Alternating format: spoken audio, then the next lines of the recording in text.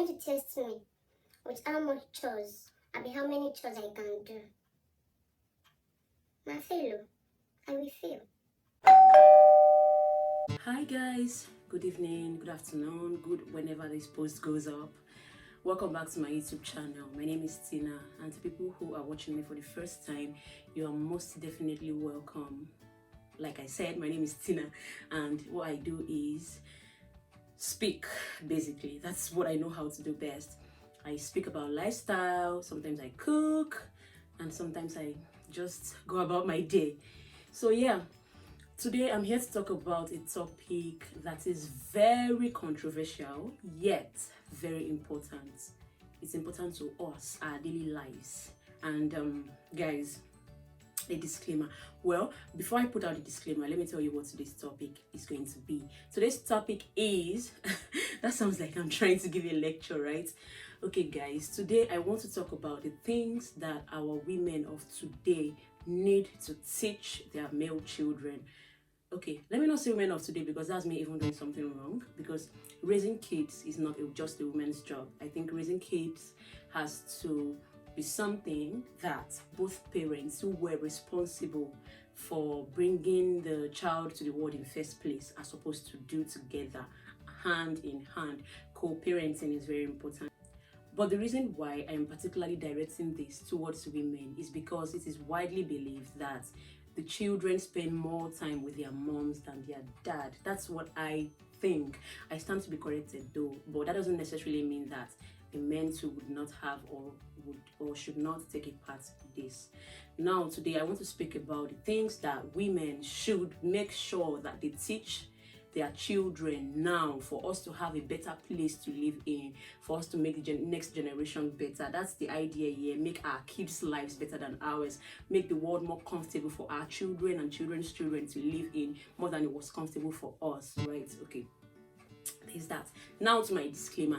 This is not a war against men, and this is not a war against the women who raised men. This is not a war against our parents. This is not a war against the last generation, and this is not me saying that the last generation of parents did badly or they failed at parenting. I believe they did, to the best of their knowledge, what they know was best for their kids.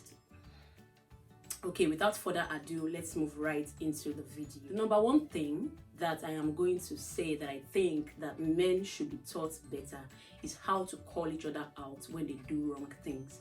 I'm not saying let a man eat a man, or let a man, say things against their fellow men. United we stand. I get that, and I get the whole bro code thing, but bro code shouldn't cover when your homeboy is doing something wrong, when he has a bad behavior. Bro code should be you being able to call him out on his behavior, correct him, let him know that what he's doing is wrong. Bro code shouldn't make you unlook bad things. I've seen a lot of men who actually think it's okay to watch the other men cheat on their partners. I've seen a lot of men who think it's okay to be friends with men who rape other girls. In my opinion, if you are friends with a rapist, if you don't see a problem with a man raping other women, you are a rape apologist. If it doesn't become a problem until the man tries to rape you as a man, then you are a rape apologist. If it doesn't become a problem to you when a man abuses his partner, then you are a potential abuser. If you ask me, I'm not saying that is 100% assurance that you can abuse someone or you think abusing someone is right. But if you see those things being done by somebody that you know or somebody that you consider a friend, if you ask me, I think you are a terrible friend. I think you are one of the problems that we have on earth. If you cannot call out your friend when he does something bad because he is your friend, it is wrong. Fix it.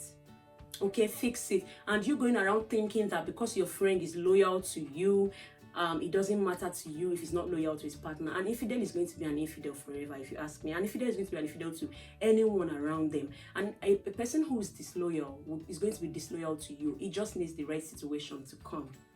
So don't unlook things, except if that is who you are, because birds of a feather, they say, flock together. If you are okay with something bad that somebody is doing, the only thing that I can deduce from that is that you are also potentially going to do that. You are just going to wait for the situation to present itself. I don't know if I'm making sense to you guys, but what I'm saying in essence is, Do not let bro code cover up your eyes when you see your friend doing something bad.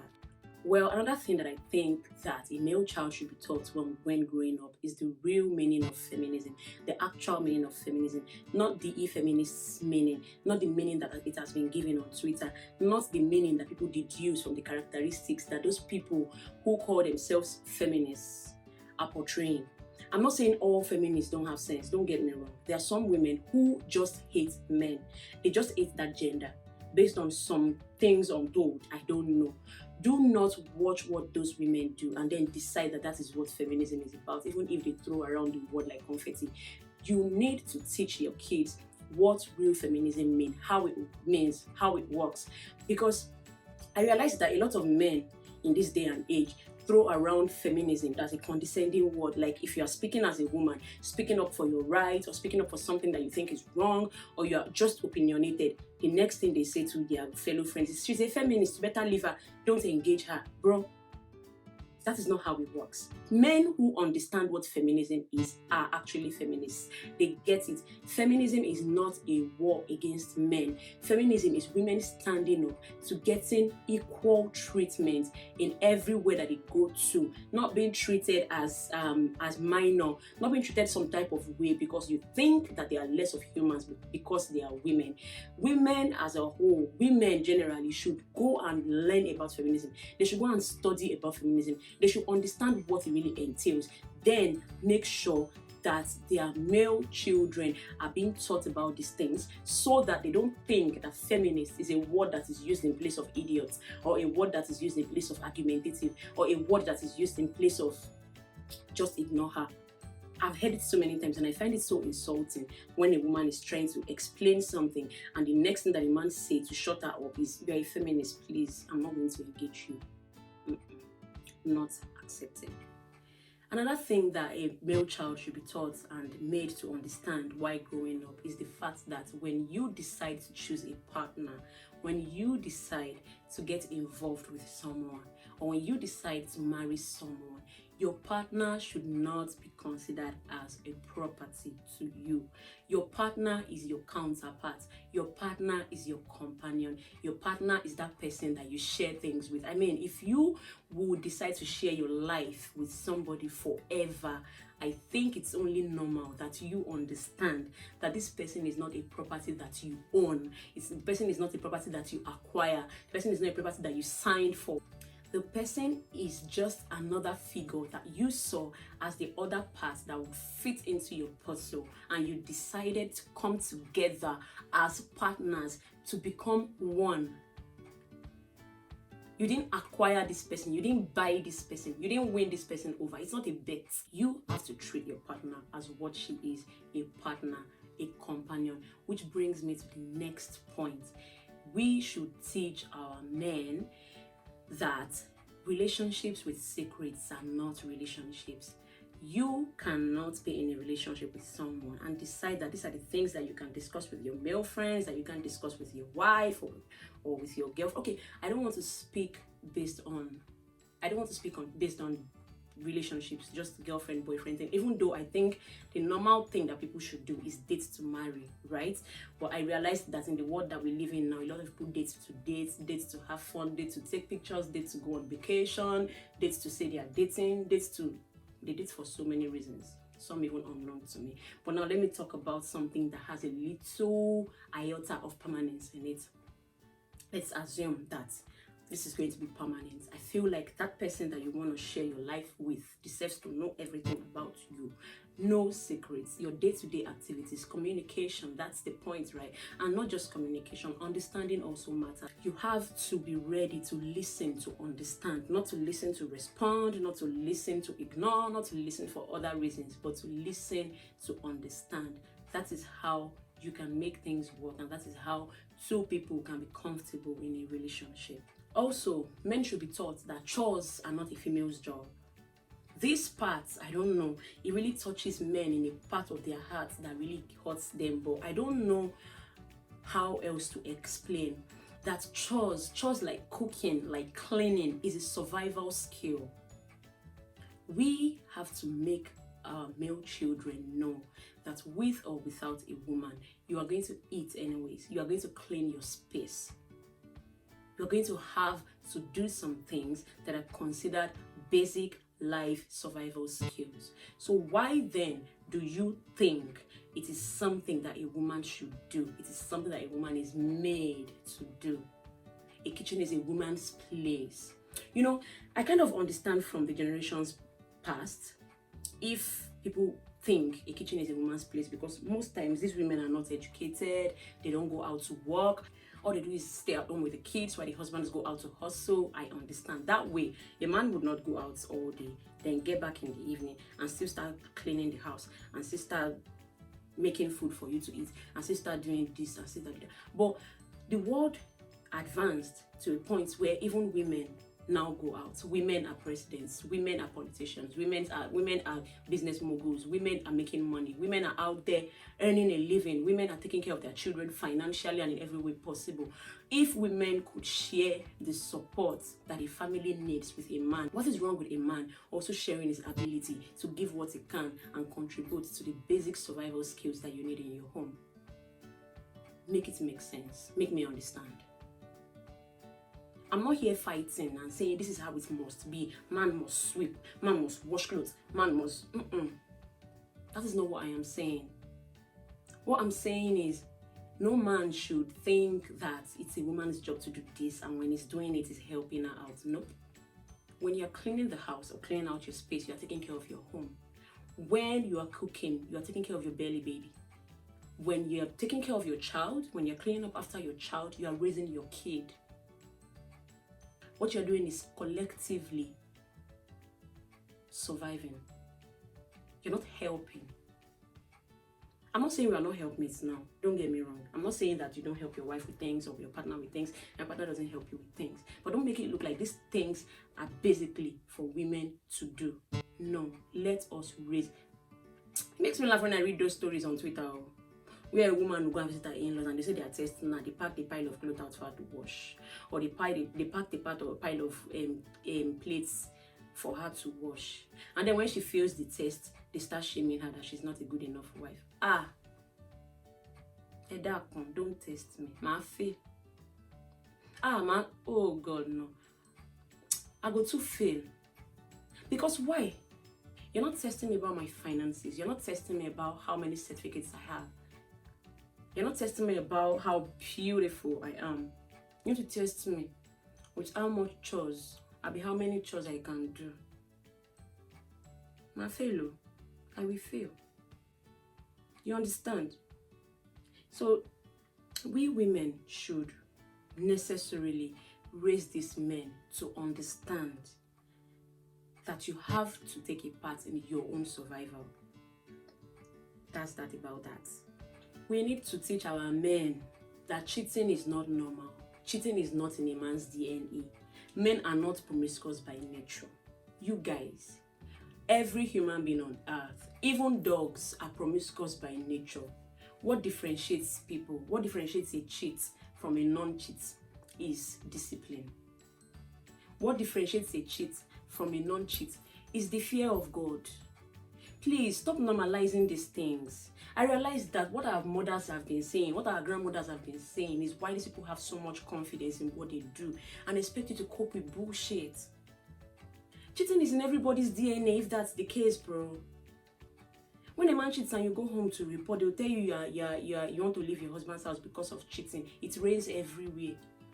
If this one cheats and you leave him, if you go to the next one, how are you sure that he's not going to cheat?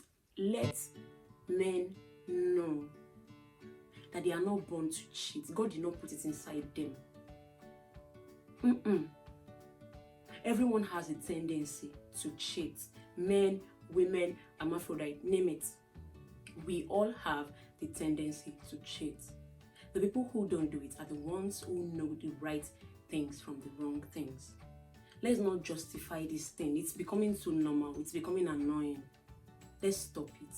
Please, let's do better. Teach your sons. Teach your sons. They can live without it. It doesn't control them. They control it. You have to make people understand that when they do things, there are consequences. Don't preach to women to endure or to understand that it rains everywhere. If it rains everywhere, I'll go to the next place with an umbrella. Don't justify things that should not be done in first place. And that brings me to my next topic. We need to teach our men that marriage is not a privilege. Marriage is not a gift that you are given. Men need to stop acting like you are earning them. You have to earn them. You have to work hard. You have to go through ups and downs to end up in a marriage. It's not a trophy. Let's understand, people should get married because they found each other and they fell in love and they checked out their values and they weighed their skills and they realized that they fit in together. They realized that they are meant to be together. That is why people should get married. Men should not get married to women because she don't try. I do am things, but she stay, she not go.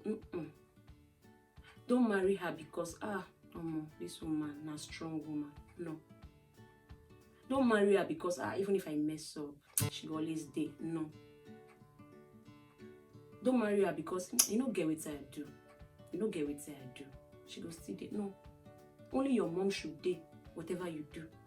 Whatever mess you want to make, only your mom should be able to accept you with it because she's your mother. Don't subject someone's daughter to that.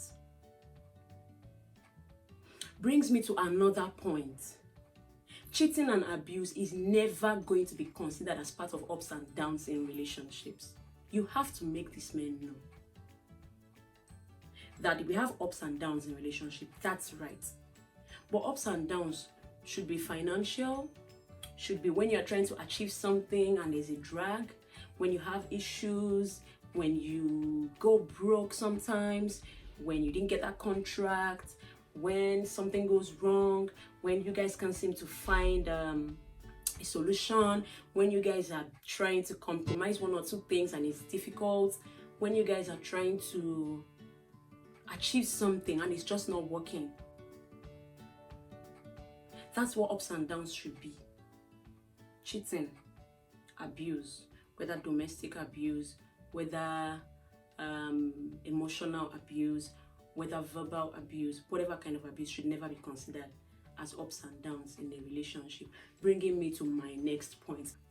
Let your men know that the ability of a woman to endure bad things or to endure bad behavior isn't a measure of her strength or her loyalty.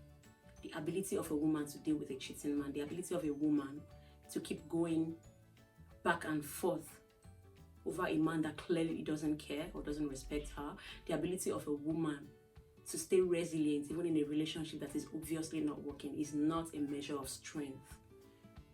There is no trophy at the end of the race that, wow, she fought until she died. Wow, she fought for this man. Wow, she endured this. Wow, she suffered. Sufferhead is not a measure of a woman's loyalty. It's not a measure of a woman's strength. That is, I don't want to suffer. How about that? Can't I just exist and not suffer? Can't I just enjoy? I attract enjoyment. I attract happiness. You know, I'm allergic to suffering. Why are you people normalizing suffering? Why? I don't want to suffer. Does that make me a bad woman? If suffering is what makes me a good woman, I'm a donkey. I am a donkey. Please, let's not normalize this. Please, teach our men they could do better. Do not put a woman through hell to check how loyal she'll be. She can't leave you like a joke, bro. Women nowadays are not joking. I will not forget this part. These men also have to understand that sex is not something that a woman gives to a man or that a man gets from a woman. Sex is something that both parties equally enjoy. You guys, miss me without bullshit. Please, miss me with yes. If you like, lie to her. If you like, deceive her. If you like, fake a relationship. But if you guys have had sex, you did not win anything.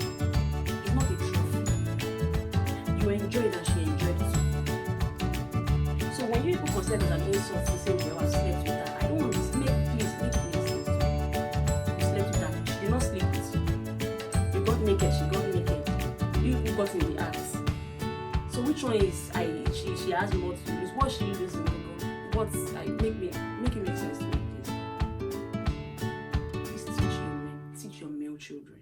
Please, sex is not an object. It's something that both enjoy. Also, let's teach our men to normalize saying sorry. Saying I'm sorry doesn't emasculate. I understand there is an ego, but there is no such thing as men ego. Men have ego, women do too. You know, women just tend to be softer about it.